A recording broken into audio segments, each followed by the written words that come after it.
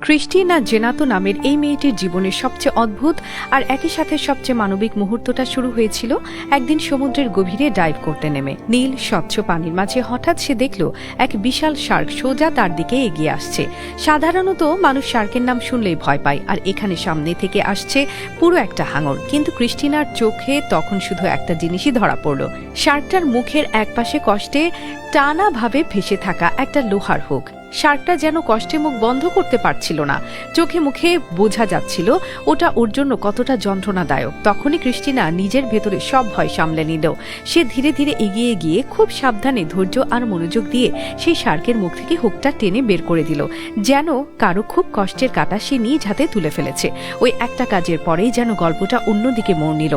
প্রথম শার্কটার হুক বের করে দিল ক্রিস্টিনা। যখন পরের বার ডাইভ করতে নামলো, সে ভাবতেও পারেনি সামনে কি অপেক্ষা করছে।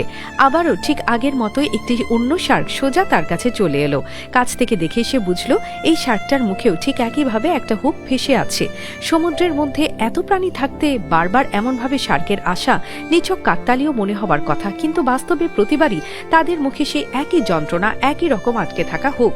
ক্রিস্টিনা আবারও আগের মতো সাহস করে নরম হাতে সাবধানে শার্কটার মুখে হুকটা খুলে বের করে দিল, যেন সমুদ্রের ভেতরে ছোট্ট এক ক্লিনিক। আর সে একাই সেখানে দাঁড়িয়ে পাহাড় সম বড় রোগীর মুখ থেকে কষ্টের ধাতব কাঁটা খুলে দিচ্ছে। এরপর থেকে যেন একটা অদৃশ্য ধারাবাহিকতা শুরু হয়ে গেল। প্রথমে এক দুটা করে শার্ক তার সামনে এসে দাঁড়াতে লাগলো, প্রত্যেকের মুখে ভেসে থাকা একই ধরনের হুক। ক্রিস্টিনা বুঝতে পারলো এরা কেউ কথা বলতে পারে না, কষ্টের কথা বলতে পারে না, শুধু এমনভাবে তার সামনে এসে থেমে যায় আর চোখে মুখের ভঙ্গিতে যেন অনুরোধ করে, এই যে একটু সাহায্য করো। সময়ের সঙ্গে সঙ্গে সংখ্যাটা বাড়তেই থাকলো। এক দুটা থেকে তা 10, তারপর 20, তারপর ধীরে ধীরে শতকের ঘর পেরিয়ে গেল।